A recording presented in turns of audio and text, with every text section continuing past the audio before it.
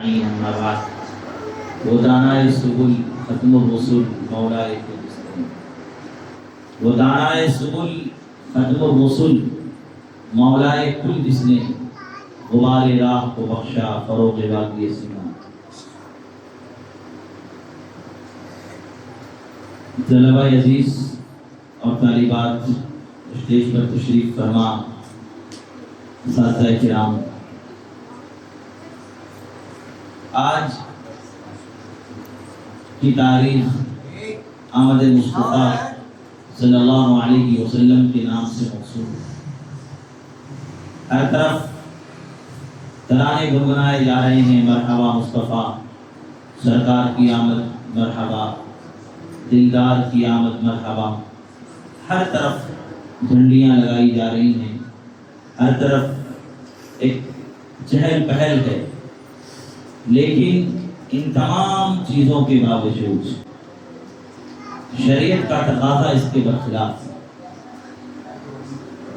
شریعت جھنڈیاں لگانے کا نام نہیں، شریعت حکمیں سجانے کا نام نہیں، شریعت گلی اور محلے میں چیخنے اور چلانے کا نام نہیں، شور کرنا، ڈی جے بجانا، عورتوں کی بھیڑ اکٹھی کرنا کبھی آمد مصطفیٰ کا مقصد نہیں تھا. کبھی نہیں.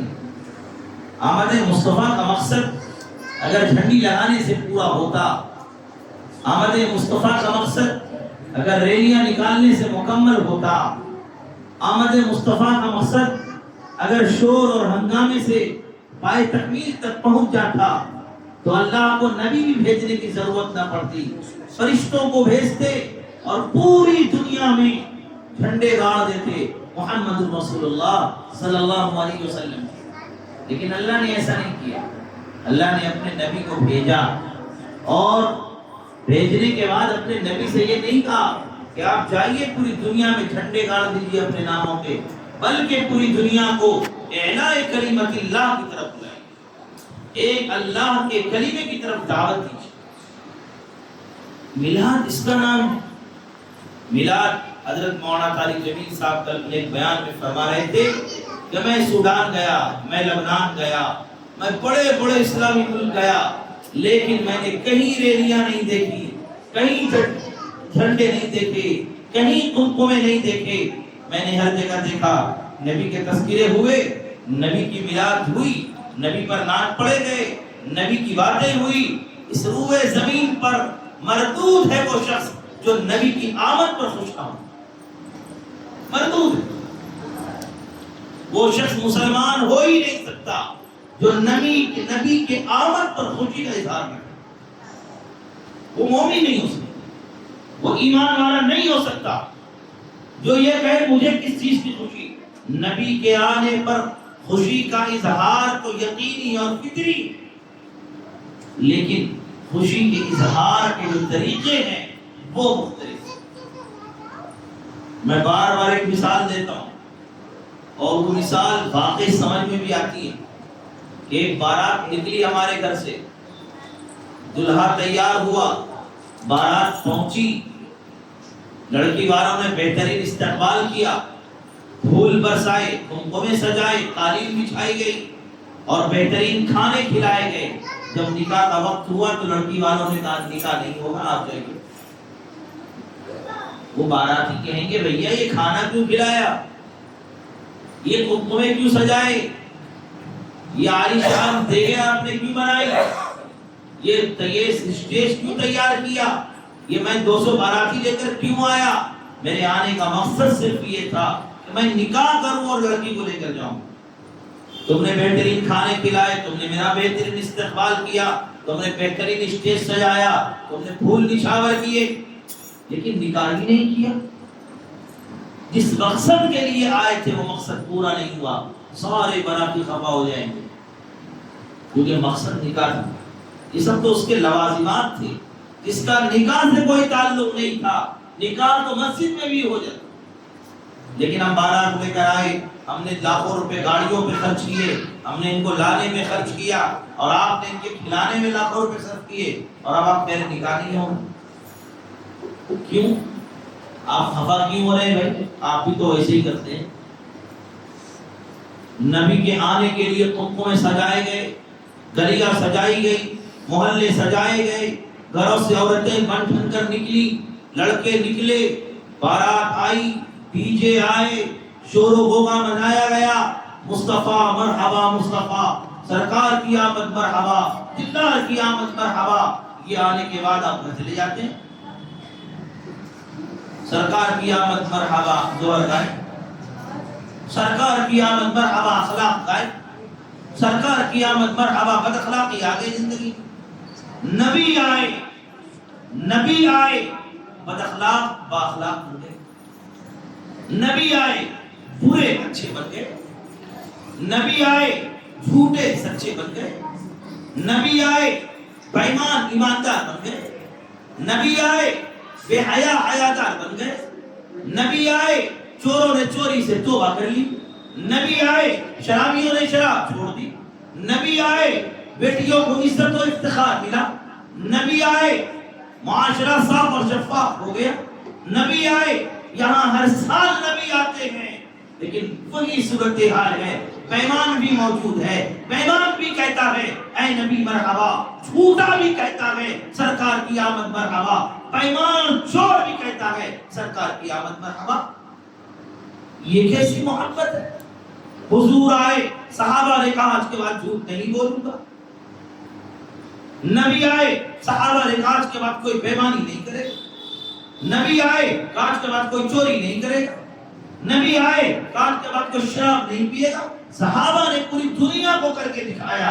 صحابہ نے جھنڈے نہیں گاڑے. اگر صحابہ جھنڈے گاڑنے سے اللہ کے رسول کو پیغام پوری دنیا میں پہنچا دیتے تو مدینہ المنورہ میں، مکہ المکرمہ میں 10,000 سے صحابہ کرام کی قبریں نہیں ہوتی. 1,24,000 صحابہ کرام کی تعداد مختلف روایتوں کے ساتھ. لیکن صحابہ کرام کی قبریں صرف 10,000 ہیں مکے اور مدینے میں. اور کہاں چلے گئے بھائی؟ ان سے کہا جاتا جس دن نبی کے آنے کا مہینہ ہوتا جھنڈی گاڑ دیتے، تم قومیں سجا دیتے، پوری دنیا میں پیغام پہنچ جاتا. تم چاہے جس رات نبی کی آمد کی رات ہے، اس رات قیصر و کسریٰ کے ایوان میں زلزلہ آ گیا تھا، سارے بتوں وہ گر گئے تھے. اور آج جو ہمارے رسول کی آمد کی رات ہے، سب سے زیادہ برائی اور سب سے زیادہ بے حیائی والی رات بنا دی. ابھی 2-3 بچیاں آئی تھی میرے پاس، میں نے ان سے پوچھا پوری رات کیا کیا؟ تو کہا بس نعتیں پڑھی گئی، مزے کیے، یہاں سے لے کر امام گنج چوراہے تک گئے. ہم نے کہا چلو رات بھر جاگے، تہجد پڑھی. سب کا منہ بند، سب کا منہ بند. چلو جاگے، نعت پڑھے، میلاد پڑھے، گھومے پھرے. کم از کم تہجد جب موقع ملا تھا رات جاگنے کا تو تہجد پڑھ لیتی. منہ بند. نماز پڑھی نہیں، وہاں سے جب نماز پڑھنے کا وقت آیا سب سو گئے. اب اندازہ لگاؤ کہ یہ ہو کیا ہے، ہو کیا ہے. تو جس طریقے سے جب ایک باراتی بغیر دلہن کے واپس نہیں آنا چاہتا، ویسے ہی اگر رسول کی آمد کا مہینہ آ رہا ہے، بغیر اپنی اصلاح کے، بغیر اپنے گھروں میں نبی کی سنتوں کو زندہ کرنے کے یہ جشن منانا، یہ شور و غوغا کرنا بیکار اور فضول ہے. نہ اس کا شریعت سے کوئی تعلق، نہ اس کا اسلام سے کوئی تعلق ہے. حضرات صحابہ کرام نے بجائے جشن اور چراغاں کرنے کے اللہ کے رسول کے پیغامات تھے ان پر توجہ دی، ان کو عام کیا. اللہ کے رسول کے اخلاق کو عمل کیا. 3 صحابہ کرام تھے، اللہ کے رسول نے بتایا تھا ایک دوسرے پر دوسروں کو ترجیح دو. غزوہ تبوک کا موقع ہے یا یرموک کا، 3 صحابہ کرام تھے، حضرت حارث بن ہشام، حضرت اکرمہ بن ابی جہل اور ایک اور صحابی تھے. یہ لوگ زخمی ہو گئے. ایک صحابی رسول ایک گلاس پانی لے کر آتے ہیں، حضرت حارث کو پانی دیتے ہیں. حارث دیکھتے ہیں کہ بغل میں اکرمہ کانپ رہے ہیں زخمی ہو کر کے، تو کہا اس کو پانی پلا دو. اکرمہ کانپ رہے ہیں، اسے پانی پلا دو. حضرت اکرمہ کے پاس وہ صاحب رسول پانی لے کر گئے تو انہوں نے دیکھا اس کے بغل میں ایک اور صحابی تڑپ رہے ہیں، تو انہوں نے کہا ان کو پلا دو۔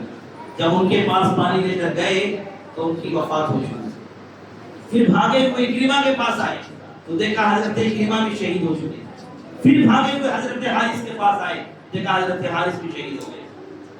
اللہ اکبر!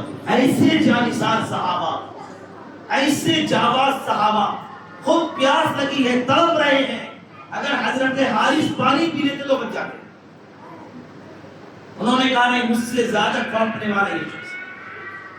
انہوں نے اکرمہ کی طرف اشارہ کیا، پھر حضرت اکرمہ خود اگر پانی پی لیتے تو بچ جاتے، انہوں نے اشارہ کر دیا اس کی طرف، دوسرے تیسرے صحابی کی طرف۔ تیسرے صحابی کے پاس جب وہ پہنچے تو ان کی موت ہو چکی، دوڑ کر اکرمہ کے پاس آئے، ان کی بھی وفات ہو گئی، پھر دوڑ کر حارث کے پاس گئے، ان کی وفات ہو گئی۔ اندازہ لگائیے آپ کہ یہ تھے ہمارے صحابہ کرام، یہ تھی ان کی قربانیاں۔ آج یہ جتنے جلوس نکالنے والے ہیں، کیا وہ اپنے بھائیوں کو اپنے اوپر ترجیح دیں گے؟ ترجیح دیں گے کہ خود مر رہے ہوں اور بھائیوں کو زندگی دے دیں؟ خود اپنے بھائیوں کے لیے بارش زمین چھوڑ دیں؟ نہیں چھوڑ سکتے۔ کیوں؟ کیونکہ ہمیں سمجھتے ہیں کہ جھنڈی لگانا دین ہے، ہم یہ سمجھتے ہیں کہ یہ گلیوں میں شور اور ہنگامے کرنا دین ہے۔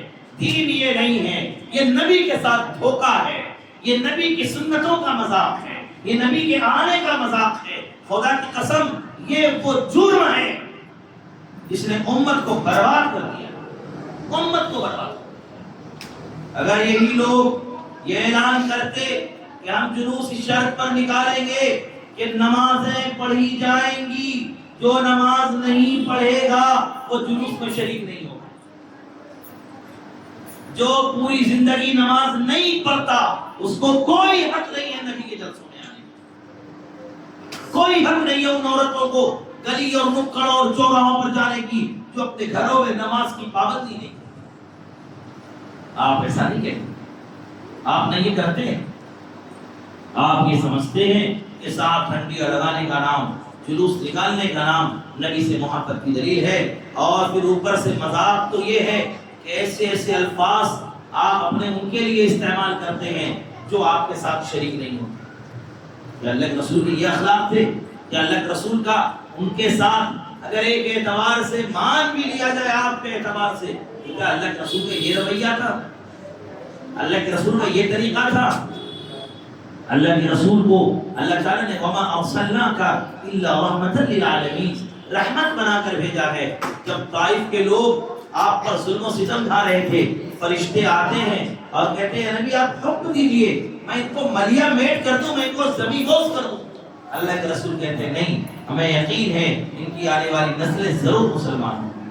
اس لیے طلبہ عزیز، یہ جو میلاد ہے، اس میلاد کا مقصد یہ ہے اللہ کے رسول کے اخلاق کو زندہ کیا جائے، اللہ کے رسول کے اخلاق کو اپنی زندگی میں اتارا جائے، اللہ کے رسول صلی اللہ علیہ وسلم کے اخلاق کو پوری دنیا تک پہنچایا جائے، بتایا جائے لوگوں کو ہمارے نبی کے اخلاق کیسے تھے، بتایا جائے لوگوں کو ہمارے صحابہ کی زندگی کیسی تھی، انہوں نے کس طریقے سے محمد رسول اللہ صلی اللہ علیہ وسلم پر اپنے آپ کو نچھاور کیا ہے، وہ حق کے لیے، وہ اسلام کے لیے، وہ ایمان کے لیے، وہ قرآن کے لیے، وہ نبی کے لیے، وہ نبی کے پیغام کے لیے پوری دنیا کے گوشے گوشے میں گئے، وہ قیصر و کسریٰ میں زلزلہ برپا کرنے گئے، وہ مدائن کا تختہ پلٹنے کے لیے گئے، انہوں نے شام اور قسطنطنیہ کے تختے اجاڑ دیے، انہوں نے اندلس کو فتح کیا، اور انہوں نے پوری دنیا کو یہ پیغام دیا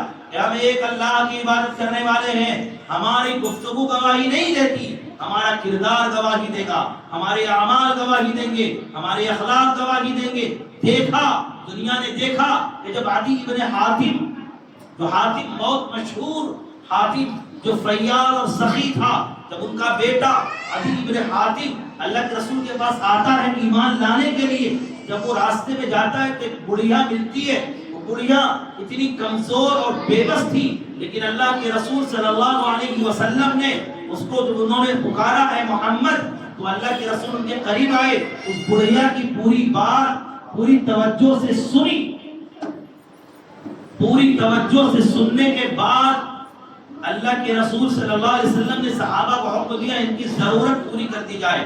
عدی ابن حاتم نے جب یہ رویہ دیکھا کہ خدا کی قسم جو امام الانبیاء ہو، جو سرور کونین ہو، ان کے اگر اتنے اچھے اخلاق ہیں تو وہ واقعی نبی ہے. اور وہ اسی وقت ایمان لے آئے، اسی وقت ایمان لے. وہ بدو جب مسجد میں پیشاب کرنے آیا، اللہ کے رسول نے صحابہ سے کہا روک دو، روکو نہیں، پیشاب کرنے دو.